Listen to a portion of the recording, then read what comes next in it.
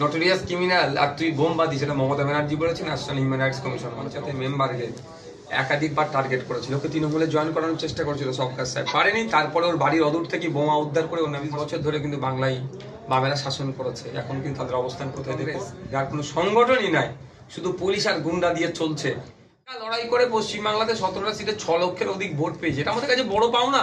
কি ভাবে মানুষ ভোট দিয়েছে এত হিংসার পরেও? ইভিএম মেশিনে স্যালো টেপ মেরে দিয়েছিল যাতে না দেখতে পাই আমাদের সিম্বলটা, তারপরেও দেখুন কত মানে দিতে দেয়নি মানুষকে। গণনা ক্ষেত্র ঠিকঠাক হয়নি। হ্যাঁ, সার্টিফিকেট এখন তৃণমূল কংগ্রেস আছে। নম্বর বলাকে আহসানের পাশের বুথে নয়দাপাড়া এলাকাতে এক সাধারণ মানুষ, তিনি শুধু ভোট দিতে গিয়েছিল, তার ভোট দেখছিল তৃণমূলরা। তিনি বলেছিলেন আমার ভোট আমি দেবো, কাকে দেবো এটা আমার ব্যক্তিগত ব্যাপার। তিনি ভোট দিয়েছেন বলে তার দোকানে ঝাঁপে তালা মেরে দিয়েছে। কি বলবেন? সাধারণ মানুষ, আইএসএফের কেউ নয়।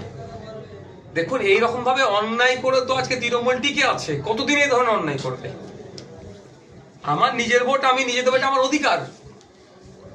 সংবিধান আমাকে এই অধিকারটা দিয়েছে, আমার যাকে ইচ্ছা ভোট দেবো। এইটা বলার জন্য তার অপরাধ করেছে, তার সাথে অন্যায় হয়েছে। সাধারণ মানুষের পাশেও আইএসএফ আছে, তার যাতে আগামী দিনে দোকান খুলে তার জন্য আমরা লড়াই থাকবো। প্রশাসনকে আমরা জানাবো, তাদের সাথে আমাদের যোগাযোগ। প্রশাসন নাকি কোনো কাজ করছে না। প্রশাসন আজকে কাজ করছে না, কালকে কাজ করবে। প্রশাসন না কাজ করলে কোর্টকে দিয়ে কাজ করাবো। প্রশাসন মমতা ব্যানার্জির কথা শুনে আজকে না করতে পারে, কিন্তু কোর্টের কথা তো শুনতে বাধ্য প্রশাসনকে। মোহাম্মদ সেলিম হারার পরে বললেন যে আইএসএফ একটা ফ্যাক্টর হয়ে দাঁড়িয়েছে। আমি বলতে পারবো না এটা। আমরা কাউকে হারাবার জন্য রাজনীতির ময়দানে আসিনি। আমরা বঞ্চিত মানুষ কিভাবে জিতবে, আদিবাসী মুসলিমরা কিভাবে উপকৃত হবে, সেই জন্য রাজনীতির ময়দানে এসেছি। সেই জন্য এসেছি। আমরা চেয়েছিলাম একসাথে লড়াইটা করব, কিন্তু কংগ্রেস আর মোহাম্মদ সেলিম সাহেবদের লেফট ফ্রন্ট আমাদের সাথে জোট করেনি, ওই জন্য আমরা আলাদাভাবে লড়াই করেছি। ভোটের পর বা ভোটের আগে তৃণমূল আইএসএফ কর্মীদের তৃণমূল কর্মীদের মারধর করার অভিযোগ করছে আইএসএফ এর বিরুদ্ধে, কি বলবেন? দেখুন, আমরা মার খেয়ে পিঠের চামড়া আমাদের লাল হয়ে যাচ্ছে, আমাদের চামড়া তুলে দিচ্ছে মেরে। মহিলাদেরকে বলেছে মানে রেপ করবে, এই ধরনের হুমকি দিয়েছে। ভুমরুর কথা বলছি। আপনার বাড়ির গবাদি পশু মানে হাত থেকে ছাড় পাচ্ছে না। আমরা অলরেডি মার খেয়ে 21-এ মার খেয়েছি, পঞ্চায়েত ভোটে মার খেয়েছি, এখন মার খেয়ে কি আমাদের পিঠ লাল হয়ে গেছে, তাও আমাদের উপর দোষ দিচ্ছে। এগুলো হচ্ছে পুরাতন প্র্যাকটিস ওদের। আইএসএফ কে মারবে আর আইএসএফ এর বিরুদ্ধে কেস দেবে। কদিন আগে দেখুন লালচাঁদের বাড়িতে আমি শুনছিলাম বাড়ি প্রথম, তারপর গরুর গইলেতে দেখুন ওকে, ওর নামে মিথ্যা কেস আছে একটা, তাকে মারবে, তাকে পুলিশ দিয়ে অ্যারেস্ট করাবে বলে তাকে তারা কাটাচ্ছে। যেই কেউ নেই তার ওখানে বোম রেখে আবার লালচাঁদের নামে দোষ দিচ্ছে। এই যে অন্যায়গুলো হচ্ছে, এগুলো কতদিন?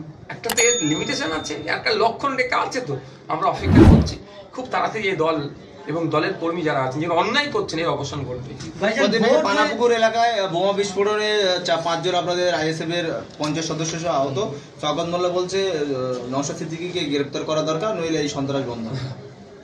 নটোরিয়াস ক্রিমিনাল আর তুই বোমবাদী, সেটা মমতা ব্যানার্জি বলেছে। ন্যাশনাল হিউম্যান রাইটস কমিশন বলেছে। নওশাদ সিদ্দিকী বলেন, নওশাদ সিদ্দিকী যদি কোনো অন্যায়ের সাথে যুক্ত থাকে, যখন ইচ্ছা অ্যারেস্ট করুক, আমি প্রস্তুত আছি। তবে একটা কথা বলছি, আমার ওই কর্মী, ওই পঞ্চায়েতের মেম্বারকে একাধিকবার টার্গেট করেছিল, ওকে তৃণমূলে জয়েন করানোর চেষ্টা করেছিল সরকার সাহেব, পারেনি। তারপরে ওর বাড়ির অদূর থেকে বোমা উদ্ধার করে ওর নামে ফাঁসাতে চেয়েছিল, পারেনি। ওই দিনকে রাত্রে ওর পরিবারের লোকেদের সাথে কথা বললাম আমি, ওদের উপরে আক্রমণ চালিয়েছে। ওরাই বোম ছিল আবার আমাদের কর্মীদেরকে ফাঁসাচ্ছে। এটা অবশ্যই হবে, আজ না হলে কাল হবে। এখন যারা ভাবছেন আপনার কি বলে এই ক্ষমতা দম্ভ দেখিয়ে অনেক করছেন, শুধু একটা কথা বলে দেবো, 34 বছর ধরে কিন্তু বাংলায় বামেরা শাসন করেছে। এখন কিন্তু তাদের অবস্থান কোথায় দেখুন। 25 বছর বাংলায় বামেরা শাসন করে, এই কংগ্রেস শাসন করেছিল, তাদের অবস্থান কোথায় দেখুন। আর তৃণমূল কংগ্রেস, যার কোনো সংগঠনই নাই, শুধু পুলিশ আর গুন্ডা দিয়ে চলছে, তারা কোথায় কোন জায়গায় গিয়ে পড়বে তারা একটু ভাবো। স্বাগত মোল্লা বলছে আইএসএফ এর জমানত জব্দ হয়ে গেছে, কি বলবে বিষয়? মানুষ দেখে নিয়েছে। আর আইএসএফ এর লড়াই আইএসএফ হচ্ছে, একা লড়াই করে পশ্চিমবাংলাতে 17টা সিটে 6 লক্ষের অধিক ভোট পেয়েছে, এটা আমাদের কাছে বড় পাওনা। বারাসাত, বসিরহাটের মতো সিটে আমরা লক্ষাধিক ভোট পেয়েছি, এত ভোট হিংসা করার পরে। এখানে এই যাদবপুরের এত হিংসা, এত বুথলুট, এত মারামারি, এত মহিলাদের অত্যাচারের পরেও 83,000-এর উপরে ভোট পেয়েছি। এদিকে আপনার মথুরাপুর, ওইদিকে আপনার জয়নগরে কি ভাবে মানুষ ভোট দিয়েছে এত হিংসার পরেও।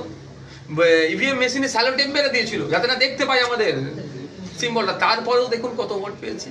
এই জন্য ভয় পাচ্ছে, এই জন্য আমাদের ভাইজান ভোট হয়েছে, গণনা হয়েছে, তৃণমূল কংগ্রেস জিতেও গেছে, তারপরেও মহিলাদের উপর অত্যাচার করছে, এটাই কি একটা নেতাদের কাজ? ভোট ঠিকঠাক হয়নি, মানে দিতে দেয়নি মানুষকে। গণনা ক্ষেত্র ঠিকঠাক হয়নি।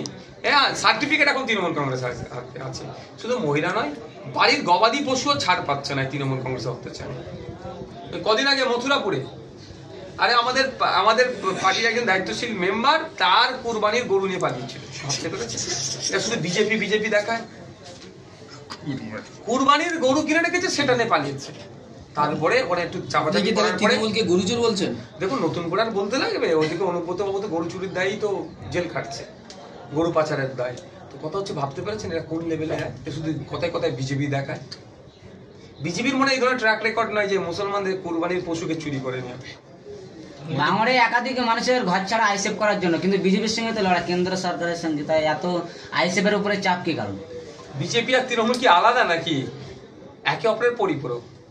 এই ওদের রাধা ভাতে ছাই দেওয়ায় আইএসএফ, ওদের নাটককে আইএসএফ ধরে ফেলছে, ওই জন্য আইএসএফ এর উপর অত্যাচার নেমে আসছে। তো অত্যাচার করে আইএসএফ কে যারা মনে করে যদি শেষ করে দেবে, এটা ভুল হবে।